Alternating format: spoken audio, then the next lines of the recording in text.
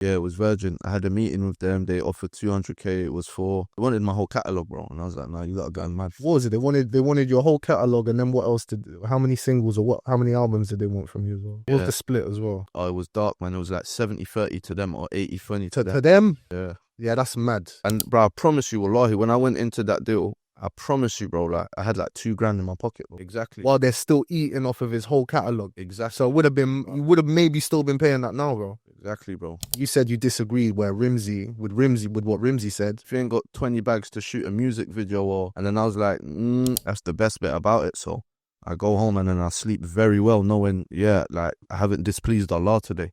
All right. You know what I'm saying? Wait, what happens with your back to music? Yeah, what happens with your income from streaming now? It's gone completely. Yeah, so I was doing on good years maybe like 300k, 350k, not streams, pounds, like money. 300k, 350k. That's what I was receiving every 12 months, but obviously it comes a bit by bit. And I threw that down the toilet, man. I don't need it, man. How does that work? Like you just told them. Or you just like this? No, I logged in. I'm fully independent, bro. So I log into my Ditto account and just issue everything for a takedown. And there's some still on Spotify though. Yeah, my old stuff that was uploaded on TuneCore, like No Rain No Flowers EP, all of that stuff that I uploaded through TuneCore back in the day. I'm trying to gain access to that TuneCore so I can issue a takedown, but I can't log in because it's got a 2-factor authentication and I don't have that number no more. So how do you even? I don't even know if you get that back still. I've ordered the SIM in, but let's see if it arrives. And I've gone into the store and I've showed them innit. Okay. Yeah, to EE, and I was like, look, I can't log into my stuff. I need this number back. But where it was a pay as you go SIM, they're saying, oh, this could be anyone's number. Yeah, so hopefully it arrives. The guy said they're gonna give me the number back in it, and then once that arrives, all the old stuff's coming down as well. Is TuneCore no help then? Oh, they're no help. No. Because TuneCore has nothing to do with two-factor authentication. It's like some next people that do the two-factor authentication. It's nothing to do with TuneCore, innit? But TuneCore can't say, yo, you're clearly the artist they distributed for. Like, can you take it down? They can't do anything there. No, they're like, remember, TuneCore's like some American type, bro. They've never helped. I always advise the young people that are jumping into music, use Ditto, bro, because they're human beings that you can actually go and speak to. Go into their office and speak to them. TuneCore's just some email thing, back and forth, and more time they don't even take man serious, bro. Yeah, sad, bro. And they can see how much streams I've like racked up. I get the worst replies on TuneCore. Yeah. And you said earlier as well how you're fully independent. So no distribution deals. So we ain't got to deal with these labels saying we're not taking it down because you signed. Not one deal. No deals, bro. Everything was me going to the studio, making the song, logging into Ditto, uploading the song, let it do what it do. And like majority of all the tunes, 95% of them are uploaded. The other 5% probably my wife done it for me. Yeah. So it's just me and my wife doing everything. She's handling all my emails and that. And yeah, man, like I've never needed a label. Just because I put out a tune, what was it? I think it was, I can't remember what it was called. I put out a tune and I logged into my Ditto one time, or my TuneCore, one of them, and I saw I made a bag 5. This was like back in the day, when the streaming stuff first like started becoming popular, innit? I think 2015 times, innit? And I said, you know what, man, I actually don't need a label. From that small grand 5 I got paid, I'll never forget, I bought like an X-Max ped. I was happy, bro, and I said, yeah, man's gonna put out their tunes now. And I just started flooding it, bro. So what's the most you turned down from a label then? Probably about 200 quid. It was Virgin, when they were based in Kensington. Yeah, it was Virgin. I had a meeting with them. They offered 200k. It was they wanted my whole catalogue, bro, and I was like, nah, you gotta go mad. What was it? They wanted your whole catalogue, and then what else how many singles or how many albums did they want from you as well? It was 2 projects. And out of the 2 projects, 5 singles. What was the split as well? Oh, it was dark, man. It was like 70-30 to them or 80-20 to them? Yeah. Yeah, that's mad.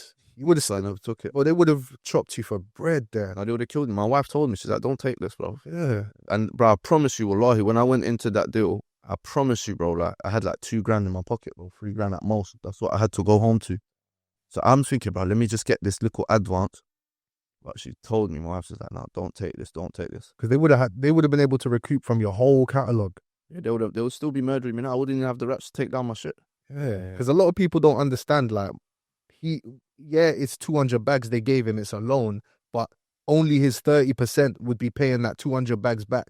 Exactly. While they're still eating off of his whole catalogue. Exactly. So you would have maybe still been paying that now, bro. Exactly, bro. You know what I'm saying? So yeah, like label deals, personally, I don't advise in it unless it's a mad life-changing deal. Yeah. Cool, but more times they're just trying to bump you up, man. You know what I'm saying? So lucky for me, I never signed nothing. Like I was actually fully independent, not the independent that people say they are, where like they're not signed to a major, but they've got a distro deal, they've got a manager there, they've got a booking agent, they've got a content team. Do you know what I'm saying? Like, it was literally just me and my wife and Wi-Fi. That was it. So you don't think people who sign distribution deals for like a single here and there, you don't think they're independent? Calm. That's calm. Distro deal, you're in and out, innit? That's not bad, but signing over your like your whole catalogue, you're in trouble, man. Yeah. You're in trouble. Because let's say one day you wanna delete everything. Do you know what I'm saying? You can't even do that. They own your shit. You know what I'm saying? So fuck with the motivation as well, because you're not going to be seeing anything every month. You know, I think it's easier to stay motivated if you do what you did. You're seeing the check every month. You 1 month, but takes 3 months for it to come through. I was getting paid every 2 weeks, my bro. So when you put out a tune, you won't get paid from that tune for 3 months because it backdates. Yeah. Okay, but because you was putting out. But because I had so many tunes, I was getting paid every 2 weeks. Do you know what I'm saying? So Ditto pays every 2 weeks? Yeah, Ditto pay you every 2 weeks. So that, bro, yeah, I was good, bro. I was good. When I was doing music, like, I was sweet. And a lot of people looking in from the outside, because my views went crazy. Like, I think my most viewed song was Habibti that got, like, I think 10 million. And everything else used to average out at 1 mil, 2 mil, some even less, like half a M. It was a thing where, like, looking in from the outside, people probably think, oh, this guy's broke. But little do they know, like, I'm making more money off of artists. I'm making more money than artists that have got, like, 50 million views on a music video. You know, you're doing it all organic. But did you ever buy YouTube views? Not YouTube views, ever use YouTube adverts? No, the only time I tried was when I started my own channel, Ard Adz Music. Literally before I retired, like, I started my own music channel. I remember that. Yeah, and I tried to do paid adverts in it, but I didn't know how to do it, bro. Because like I said, I do everything by myself. Yeah. So I paid, like, I think 3-4 bills to test it out. Bro, I never saw nothing. This thing's a scam, fam.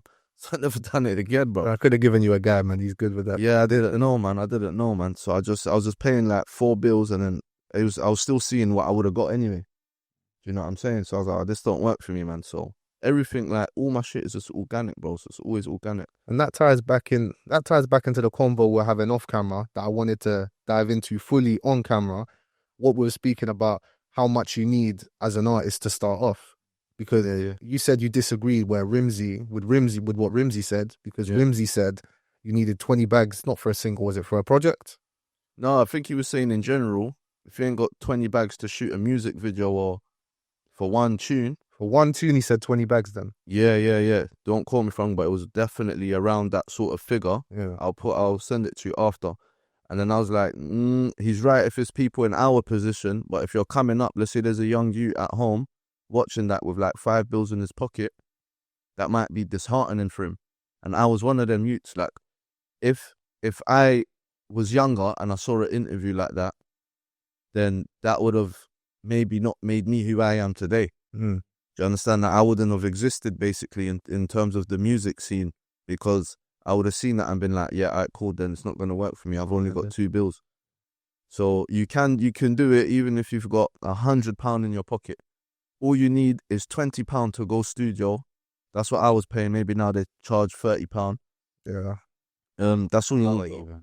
Yeah, £30 an hour. But if you write your lyrics at home, that's what I used to do to save time when I go booth.